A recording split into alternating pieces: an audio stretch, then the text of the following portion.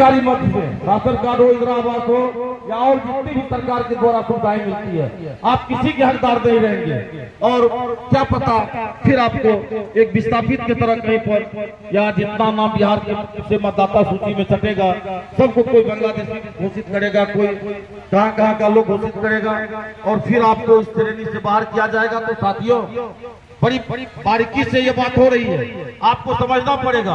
और आप अभी मतदाता सूची जो 27 तारीख तक मुखिया जी है, 27 तारीख तक है, अभी भी एक सप्ताह ही इस कार्यक्रम में दूर दराज से आए हुए हमारे पंचायत के विभिन्न मोहल्लों से, कोने कोने से आए हुए हमारे देवतुल्य गार्जियन, माता एवं बहनों, युवा साथी, मैं सबों का एक साथ हार्दिक अभिनंदन करता हूँ।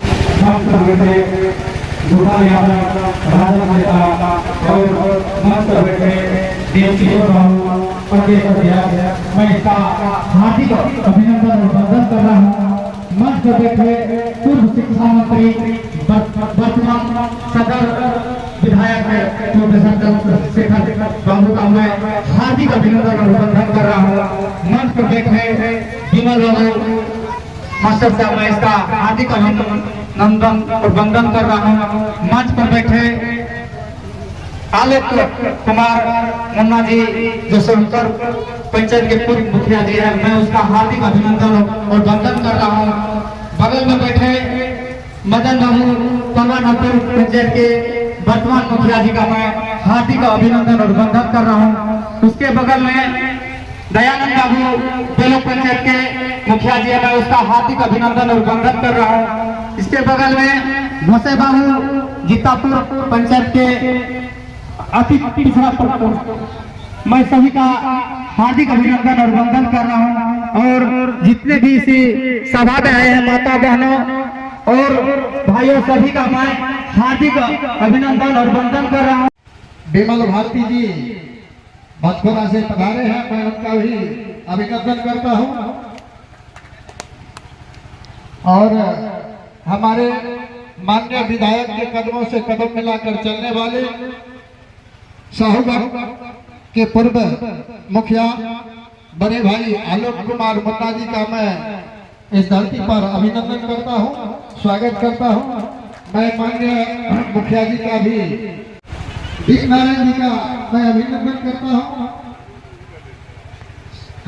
राष्ट्रीय जनता दल के नेता संजय जी का मैं अभिनंदन करता हूँ।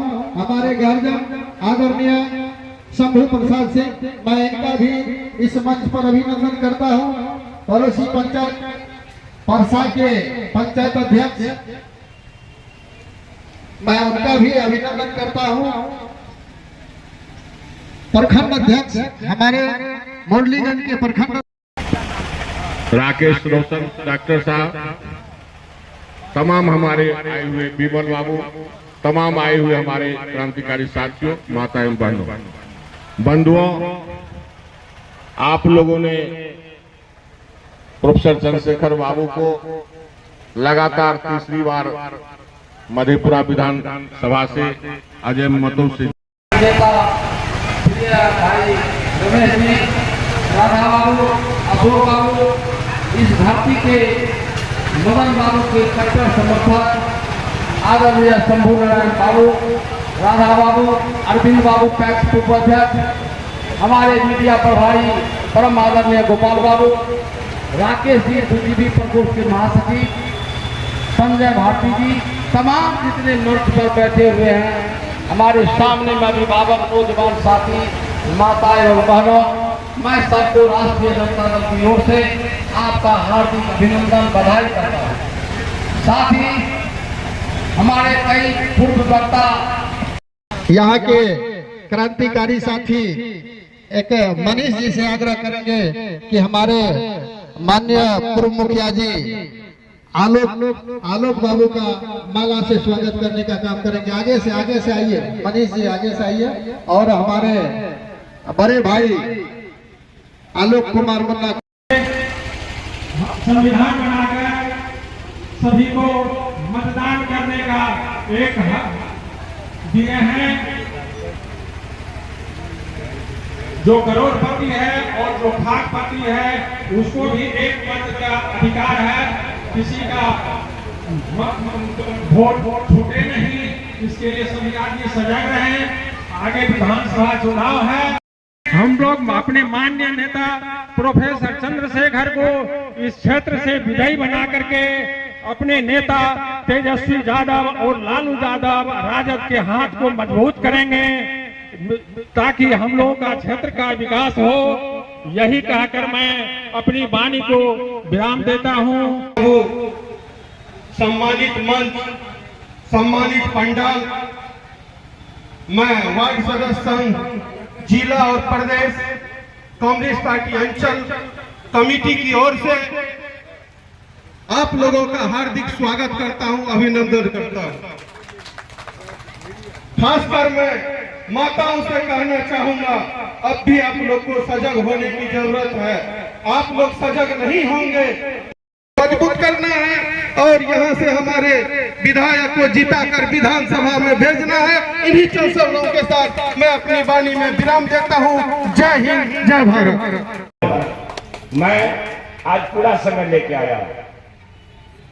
कई आवेदन आए हैं और भी आएंगे, सबकी बात सुन के जाऊंगा और मैं अपनी शक्ति अनुसार कोशिश करूंगा गांव का झगड़ा छोड़ करके सब मामले का निष्पादन करूंगा। गांव के झगड़ा में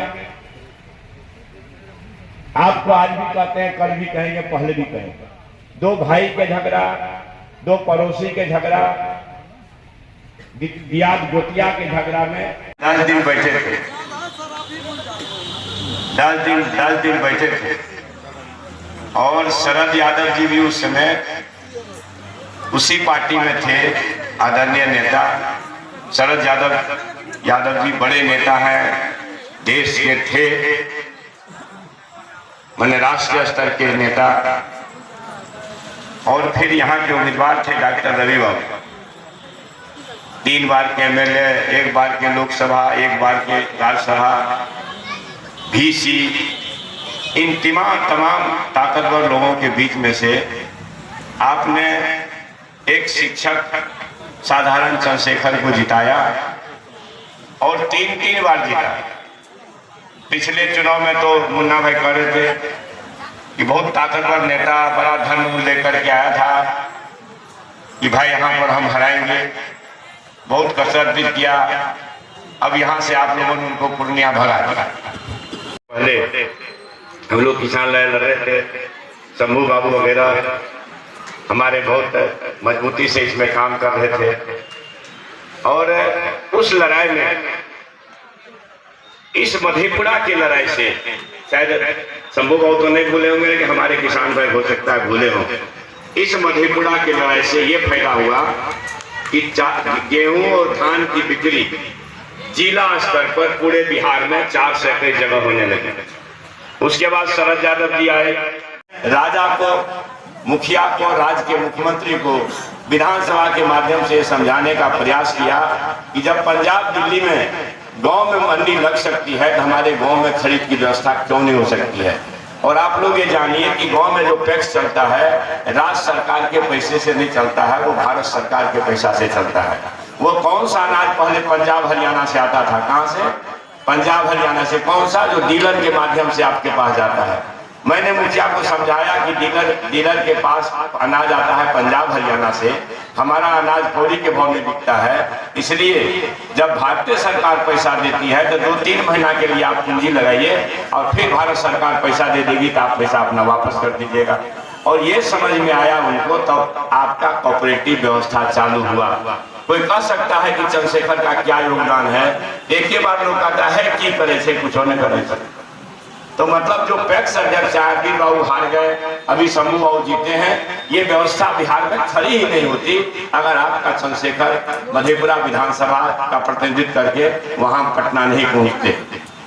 और उसके बाद हमको क्या करना था, मेरे मन में आया कि भाई किसान तो हमको नहीं कहेगा खेत जोत दीजिए, न हम जोत देंगे, करना क्या, कर क्या सकते हैं? रोड, सड़क, पुल पुलिया, तो ये एक बनाना मेरा काम था। और ईश्वर के कृपा से, मालिक के दुआ से रोड, सड़क, पुल पुलिया की आज शायद कमी नहीं है। मैं उम्मीद करता हूं सड़क का दुख बहुत ही नहीं के बराबर है। पूरे विधानसभा क्षेत्र में 2 सड़क बचा हुआ था 40 पंचायत में, जो सड़क इस बार टेंडर हो गया। तो हम इसका कर्जा कभी लौटा नहीं सकते। हमको लगा समाज ने हमको इतनी ताकत दी, क्या करना चाहिए। आपको पता है उससे पहले हम लोग किसान लड़ रहे थे, शंभू बाबू वगैरह हमारे बहुत मजबूती से इसमें काम कर रहे थे, और उस लड़ाई में, इस मधेपुरा की लड़ाई से शायद शंभू बाबू तो नहीं भूले होंगे कि हमारे किसान भाई हो सकता है भूले हों। इस मधेपुरा की लड़ाई से ये फायदा हुआ कि गेहूं और धान की बिक्री जिला स्तर पर पूरे बिहार में 400 कई जगह होने लगी। उसके बाद शरद यादव जी आए, ये 20 वर्ष पहले की बात कर रहा हूं। उसके बाद शरद यादव जी आए। शरद यादव जी उस समय खाद्य उपभोक्ता मंत्री थे। उन्होंने प्रखंड स्तर पर धान गेहूं की बिक्री शुरू करा दी। अब था कि पंजाब के तरफ पंचायत स्तर पर बिके। और आपने जब हमको जानिए, संपूर्ण नीतीश मोदी की जोड़ी एनडीए गठबंधन संपूर्ण देश में अराजकता फैला रही है। बिहार चुनाव में देख लिया कि हम चुनाव हार रहे हैं। एक 34 वर्ष का नौजवान युवा लोगों के दिल में बस गया है, हमको उखाड़ कर फेंक देगा, तो वोट को ही छिन्न भिन्न करने का अपना साजिश कर रहा है। मतदाता पुनरीक्षण करवा रहा है, गहन मतदाता पुनरीक्षण। आप समझिए, जिस मतदाता सूची पर 2024 में चुनाव तुम जीते हो मोदी जी, नीतीश बाबू, वो क्या उस समय गड़बड़ था? तुम इस्तीफा दे करके फिर से पुनरीक्षण करा करके चुनाव लड़ो। क्या ऐसे प्रधानमंत्री पर एफआईआर हो सकता है? आप वो तो कानून सुप्रीम कोर्ट जानेगा क्या हो सकता है, लेकिन मेरा ये कहना है कि आम मतदाताओं से उसका मत का अधिकार छीनना ये संविधान के विरुद्ध है। इसलिए इसके खिलाफ सुप्रीम कोर्ट को संज्ञान लेना चाहिए समय पर, और समाज को भी जगना चाहिए कि भ्रष्ट लुटेरे आदमी सोच से देश को कैसे बचावे। अच्छा, ऐसे गरीब गुरुओं के साथ अत्याचार हो रहा है, ऐसे मोदी सरकार को क्या हटाने की जरूरत है? मैं बताता हूँ, मोदी सरकार तो हटेगी वोट से, तो वोट का समय तभी देरी है, लेकिन आंदोलन, संघर्ष, भ्रष्टाचार, अन्याय, जुल्म और हत्या अपराध के खिलाफ होना चाहिए। देखिए सर, जो नरेंद्र मोदी अभी सरकार है केंद्र में, क्या उसके माता पिता को सर्टिफिकेट है या उम्र का? उसको अपना होगा, सब चोरिए का होगा।